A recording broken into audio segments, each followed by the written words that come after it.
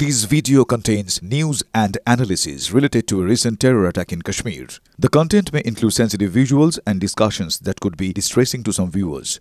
Viewer discretion is advised. We strongly condemn all forms of violence and terrorism. The purpose of the content is solely to inform and create awareness based on verified reports. যদি এমবিএচ kitchen king কিচেনে থাকে তো আমরা যা ইচ্ছে তৈরি করতে পারি। বেগুনের ভর্তা, আলু কফি, ভিন্ডি মশলা আরো অনেক কিছু। ভারতীয় সেনার কাছে ল্যাজে গোবরে হয়ে সাধারণ মানুষকে নিশানা পাক সেনার। উরি, পুঞ্চ, রাজৌরি এলোপাথারি গুলি ছুটছে পাক রেঞ্জার্স। পাক সেনার গুলিতে এক মহিলা সহ দুজনের মৃত্যুর খবর পাওয়া যাচ্ছে। স্থানীয়দের বাড়ি ঘরে আছড়ে পড়ছে পাক মর্টার। পাল্টা জবাব দিচ্ছে ভারতীয় সেনা। গুড়িয়ে দেওয়া হয়েছে একাধিক পাক সেনা ছাউনি। পাক হামলার পর নিরাপত্তা বাড়ানো হয়েছে জম্মুতে। মোতায়েন করা হচ্ছে অতিরিক্ত আধা সেনা। রাতভর এখানে এলওসি থেকে হামলা চালানো হয়েছে। যে জায়গায় আমরা দাঁড়িয়ে রয়েছি, পিছনের এই যে পাহাড়, সেই পাহাড়ের ঠিক নিচেই রয়েছিল আমাদের হোটেল। আর সেই জায়গা থেকে আমরা দেখিয়েছি যে কিভাবে পাক ড্রোন এই ভারতের আকাশ সীমার মধ্যে ঢুকে পড়েছিল এবং ভারতের এয়ার ডিফেন্স সিস্টেম ব্যবহার করে তাকে প্রতিহত করা হয়েছে। কিন্তু তারপরেও লাগাতার শেলিং হানা চালিয়ে গিয়েছে এখানকার মানুষ। রাতভর তারা নিজেদের চোখের পাতা এক করতে পারেনি। কিন্তু কতটা ভয়ঙ্কর ছিল সেই শেলিং, এই গর্ত দেখলে পরে সেই ছবিটা স্পষ্ট হয়ে যাবে। এই জায়গায় একটি পাক শেল এসে পড়ে এবং সেই শেল পড়ার পরে সেই গর্ত কতটা হয়েছে আমি নামার পরে তার গভীরতা বোঝা যাচ্ছে। আর তার অভিঘাত কতখানি তা বোঝা যাবে আমরা যদি ঠিক এই দিকে তাকাই। অর্থাৎ আমাদের ঠিক হাতের ডান দিকে যে বাড়িটি রয়েছে, সেই বাড়িতে দেখা যাচ্ছে বাড়ির সামনের অংশ সম্পূর্ণভাবে ভেঙে গিয়েছে। এই মর্টারের যে স্প্লিন্টার রয়েছে, সেই স্প্লিন্টারের ফলে বাড়ির সমস্ত কাঁচ, বাড়ির বাইরের দিকের এবং ভিতরের দিকের সমস্ত কাঁচ এক ঝটকায় এখানে ভেঙে গিয়েছে।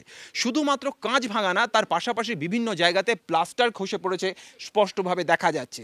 অর্থাৎ যদি মাত্র আর 25 ফুট আগে এসে পড়তো এই মর্টার, তাহলে এই বাড়িটির অস্তিত্ব আর এখানে থাকতো না।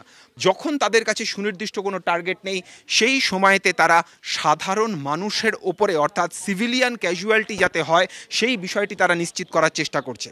এবার আমরা বাড়ির ভিতরে প্রবেশ করব। এখান থেকে 25 ফুট দূরের গর্ত থেকে আমরা দেখেছি যে সেই জায়গাতেই শেল পড়েছে।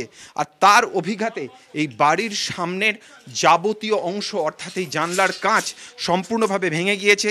নিচে তার সেই কাঁচের ভাঙা অংশ পড়ে রয়েছে এবং শুধুমাত্র কাঁচ নয়, তার পাশাপাশি আমরা দেখতে পাচ্ছি যে স্প্লিন্টারে বিভিন্ন জায়গাতে যে লোহার ফ্রেম, অর্থাৎ এই যে লোহার ফ্রেম, সেই লোহার ফ্রেম তো বেঁকে গিয়েছেই এবং স্প্লিন্টারের ধাক্কায় দেওয়াল থেকে খসে পড়েছে প্লাস্টার, ইট সব কিছু। কাল রাত क्या हुआ था, कितने बजे हुआ था?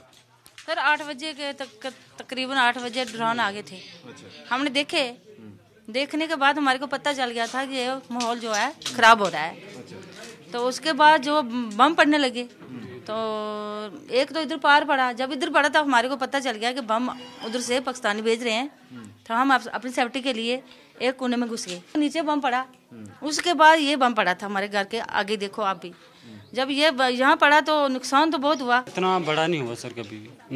कभी इतना बड़ा नहीं सर, बॉर्डर तो है ही, मगर इतना हैवी शेलिंग इस गांव में कभी हुई नहीं सर। बम इधर गिरा, इधर से तो मान लीजिए 20-25 फीट का दूरी है, लेकिन पूरा आपका घर तो पूरा तबाह हो गया। बिल्कुल सर, बिल्कुल। अगर अंदर आ जाता तो हम तो सभी खत्म ही थे सर। बिल्कुल, हम जिस तरीके से बचे हैं वो हमें पता है। ঘরের সামগ্রিক চেহারাটা থেকেই বুঝতে পারছি যে কি পরিমাণ আঘাত, কি পরিমাণ অভিঘাত এই বোমের ছিল। ঘরের ভেতরেও সেই একই ছবি আমরা দেখতে পাচ্ছি, অর্থাৎ ঠিক একইভাবে প্লাস্টার খসে পড়েছে এই বাড়ির। এই বাড়িটি মাত্র কয়েক বছর আগে তৈরি হওয়া একটি বাড়ি এবং এই বাড়ি অত্যন্ত মজবুত, অর্থাৎ যেহেতু নতুন তৈরি বাড়ি, কিন্তু তার সত্ত্বেও এই আঘাত কতটা তীব্র আমরা দেখতে পাচ্ছি। সাধারণ মানুষকে মেরে নিজেদের আক্রোশ মেটাতে চাইছে পাকিস্তান। স্বাভাবিকভাবেই তারা মানসিকভাবে কোন পর্যায়ে দাঁড়িয়ে রয়েছে এই ছবিটাই তার সম্পূর্ণভাবে বলে দিচ্ছে। রাজৌরি থেকে ক্যামেরায় অনুদীপ শর্মার সঙ্গে জ্যোতির্ময় কর্মকার, TV9 বাংলা। শুধু জম্মুতেই পাকিস্তানের 8টি মিসাইল ধ্বংস করল ভারতের এয়ার ডিফেন্স সিস্টেম। সাতবারি, সাম্বা, আরএসপুরায় ভেঙে পড়ল পাক মিসাইল। আর নিয়াতেও ধ্বংস করা হলো পাক মিসাইল।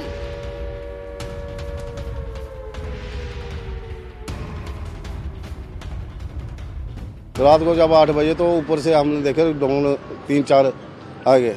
उसके बाद जब फायरिंग हो गई तो हमने देखा तो तो कई बच्चे हमने आगे पीछे किए, तो इधर तो बहुत फैली चली रात को। तो पूरी रात जो एक डर के माहौल से पूरी रात बिताई हुई है, और बॉर्डर से जो शेलिंग वगैरह जो वो मिसाइल्स वगैरह चल रही हैं, तो S-400 जो हमारा वो इतना सक्षम था कि जो भी उनकी अपना वहाँ से जो उन्होंने शेलिंग वगैरह मिसाइल्स वगैरह चलाई है, हमारा S-400 जो है उसने पूरा भरपूर उसका जवाब दिया। ऐसी हरकत करनी नहीं चाहिए उनको, क्योंकि जहाँ पे मिलिटेंसी एरिया है नहीं तो आए दिन वो कुछ ना कुछ अपनी हरकत करता रहता है, तो उसका हमारी जो डिफेंस है वो अच्छे से मुँह तोड़ जवाब दे रही है। तो हमें मोदी जी पे भी विश्वास है और अपनी डिफेंस पे भी विश्वास है। रात जैसे घर ही थे, अभी खाना ही स्टार्ट किया था, तभी एक सायरन की आवाज़ आती है और कुछ धमाकों की आवाज़ आती है। इतना अच्छा है कि जब तक थोड़ा जो हमारा डिफेंस सिस्टम है S-400 उन्होंने पहले उनको न्यूट्रलाइज कर दिया था। उसके बाद सुबह 4:30 बजे के करीब भी एक आवाज़ आई है, उसको भी शायद न्यूट्रलाइज कर लिया गया है। तो ऐसा नहीं है, डर का माहौल नहीं है, पैनिक क्रिएट नहीं करना है बस। बाकी हमारा डिफेंस सिस्टम अलर्ट पे है, फौजें अलर्ट पे हैं। बाकी जब तक जम्मू में भगवती वैष्णो देवी बैठी हुई है, किसी को घबराने की कोई ज़रूरत नहीं। हम अपने लोगों को यही मैसेज देना चाहते हैं कि आप पैनिक मत हो, घर पे रहो, कोई बात नहीं है। अगर हमारी हिंदुस्तान की फोर्स बैठी हुई है तो वो हमारे लिए है, हमारी सेफ्टी के लिए है, तो घबराने की बात नहीं है। ভারতের প্রত্যাঘাতের ভয়ে কাঁপছে পাক সেনাবাহিনী। সিন্ধ ও পাঞ্জাব প্রদেশের ক্যান্টনমেন্ট থেকে পালালো সেনা, ট্রাকে চড়ে জওয়ানদের পালানোর ছবি প্রকাশ্যে। ভারতের হামলায় ধ্বংস হয়ে গেছে পাকিস্তানের এয়ার ডিফেন্স। भाग गए फौजी, सिंध और पंजाब में फौजियों के भागने की तस्वीरें आ रही हैं। ट्रकों में भर भर के भाग रहे हैं वो। पाकिस्तान के सिंध और पंजाब में कैंट से फौजी भाग गए हैं।